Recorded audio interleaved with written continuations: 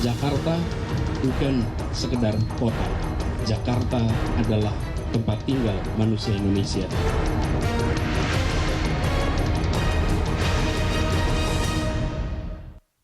Kembali kita lanjutkan dialog kita di segmen terakhir ini. Kita akan bertanya lagi ke Pak Hidayat mengenai ini sebenarnya strategi seperti apa untuk melawan petahana. Apakah kalau kita tahu kan memang kan PKS dan Gerindra ini punya massa yang cukup militan ya. Nah, apakah mereka juga akan diberdayakan pada nantinya? Ya, terutama kata kuncinya menurut saya sih bukan di militan ya, tapi solid ya. Mereka sangat solid, terutama dan hampir semua orang mengakui gitu ya bahwa massa PKS sangat solid, termasuk nanti untuk mengawal kota-kota suara, menjadi saksi dan lain sebagainya, itu mereka sangat solid. Karena di antara permasalahan terkait dengan pilek maupun pilkada adalah pengawalan kotak suara. Orang boleh mencoblos apa-apa, tapi kalau itu nggak dikawal bisa semuanya berubah. Dan itu harus ada pengawalan. Itu tentu salah satu strategi yang kami pergunakan bagaimana mengkomunikasikan kedua calon kita kepada masyarakat melalui seluruh jaringan partai dengan seluruh strukturnya dari tingkat provinsi sampai ke tingkat RT RW. PKS sudah punya kepengurusan sampai tingkat RT RW. Itu pasti akan menjadi satu mesin politik yang sangat sangat efektif bekerja. Nomor dua tentu kami juga tahu bahwa Pak Sandi juga mempunyai tim khusus yang sudah beliau kelola begitu ya. Pak Anies juga punya tim khusus yang beliau kelola juga dan nanti akan bersinergi. Dan subhanallah ini beragam kelompok masyarakat telepon saya Pak Hidayat. Kami ada kelompok mahasiswa Betawi, ada kelompok perawan, ada kelompok Majelis Taklim, ada kelompok bahkan tokoh dari Solo Pak Mudrik Sangidu yang dulu sangat terkenal dengan mega bintangnya. Dia langsung telepon, Pak Hidayat, saya sekarang mau ke Jakarta, pakai duit saya sendiri, saya ingin mengkonsolidasi sahabat-sahabat beliau di Jakarta untuk kemenangan Sandi dan Anies dan Sandi. Jadi akan banyak sekali kelompok-kelompok masyarakat yang secara partisipatif mereka akan masuk dan kemudian akan menjadi bagian dari akan kami kelola dalam konteks tim sukses yang bersama untuk kemudian memenangkan beliau. Tentu juga akan sangat dipentingkan untuk menghadirkan program-program kerja yang nanti akan dikomunikasikan seperti yang disampaikan Prof. Samsudin Haris tadi, memang harus menjadi jawaban konkret terhadap permasalahan dari Jakarta, bukan sekedar daftar keinginan, tapi memang pengenalan kita adalah masalah di Jakarta dan bagaimana kita mengatasinya. Dan saya yakin mereka berdua sangat tahu itu karena mereka juga ada orang Jakarta, mereka tinggal di Jakarta dan mereka sangat tahu masalah Jakarta. Mereka adalah bagian dari warga Jakarta yang merasakan begitu banyak masalah di Jakarta dan mereka ingin menjadi solusi. Oke, Pak Samsudin, kalau tadi kita lihat dari jawabannya memang kan mereka solid dari segi partai dan massa yang mendukung partai tersebut. Bagaimana dengan yang di luar itu? Bagaimana kira-kira mereka bisa meraih suara? Iya, memang betul salah satu kelebihan pasangan Anies dan Sandi ini basis mesin politiknya. Itu PKS dan Gerindra itu adalah dua partai yang cukup solid basisnya. Selain PDIP juga solid. Nah, tinggal bagaimana tim sukses itu mengkapitalisasi itu.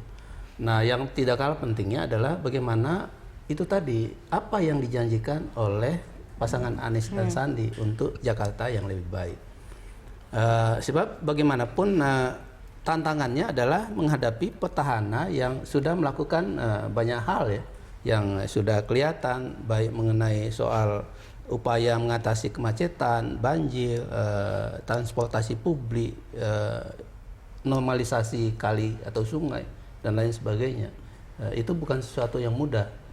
Nah, oleh sebab itu saya pikir pasangan Anies dan Sandi mesti memaksimalkan modal sosial dan modal politik yang telah dimiliki itu dalam menghadapi petahana. Belum lagi pasangan yang lain ya, Agus dan Silviana. Bagaimana kemudian mereka bisa menonjolkan kelebihan atau kekuatannya ini? Ya ini dua hal ya. Yang pertama, kemampuan mengemas. Bahwa apa yang dijanjikan itu bukan sesuatu yang asal beda. Nah, yang kedua, menunjukkan secara publik bahwa pasangan Anies dan Sandi tidak semata-mata mengandalkan basis yang sifatnya kultural, tidak berupaya mengkampanyekan isu yang sifatnya kultural, sektarian dan lain sebagainya. Jadi sungguh-sungguh adu gagasan adu ide mengenai kebijakan terbaik untuk membangun Jakarta. Oke, kalau misalnya melihat partai pendukungnya kan misalnya PKS, berarti orang mengatakan ini akan mendapatkan suara basis massa yang Muslim misalnya begitu. Ya, saya pikir memang betul ya, kalau ke PKS dan Gerindra, apalagi dengan pasangan Anies dan Sandi, tentu salah satu segmen pemilih yang diinginkan atau yang dibayangkan adalah pemilih Muslim. Tapi jangan lupa, pemilih Muslim pendukung Ahok di satu pihak dan juga Agus dan Silviana di pihak lain juga tidak kalah banyak. Nah, makanya penting juga kita menunggu hasil survei teman-teman lembaga survei ya setelah tanggal 22 atau 23 September yang lalu. Artinya setelah ketiga pasangan calon ini betul-betul mendaftar ke KPU DKI Jakarta. Sebab bagaimanapun ini kan semua masih menduga-duga. Kita hanya mencoba membaca situasi yang tentu saja di lapangannya belum tentu sepenuhnya sama. Belum tentu sepenuhnya sama dengan apa yang kita bayangkan. Ya.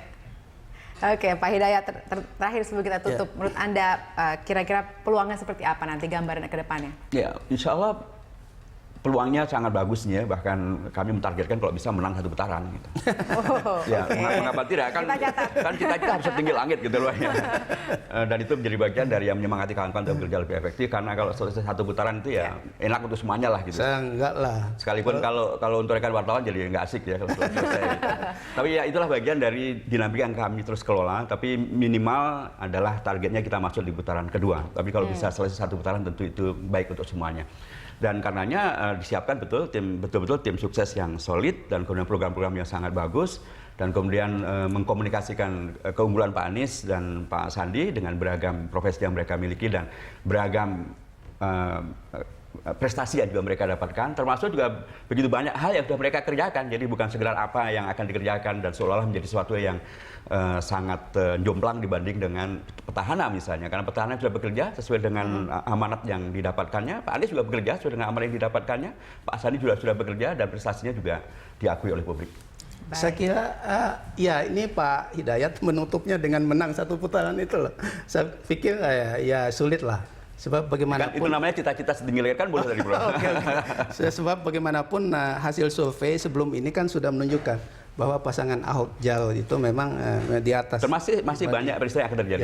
Kalau misalnya nanti mohon maaf nih, misalnya nanti bulan Desember, Januari Jakarta kebanjiran dan kemudian nggak teratasi. Itu pasti akan berubah peta. Jadi banyak hal yang masih bisa terjadi di luar yang kita mau tentu saja, tapi ini adalah bagian dari kontestasi yang sedang berjalan dan kalau kami bercita-cita setinggi langit maksudnya nggak boleh. Bukan dia menyuruh kok bikinlah cita-cita, gantungkanlah cita-cita setinggi langit kan gitu. Baik, kita tunggu masih panjang perjalanan, masih sekitar 4 bulan lagi menuju pemilihan yang sebenarnya. Terima kasih Pak Hidayat sudah bergabung bersama kami, terima kasih Pak Saud Sudari juga sudah bergabung bersama kami malam hari ini di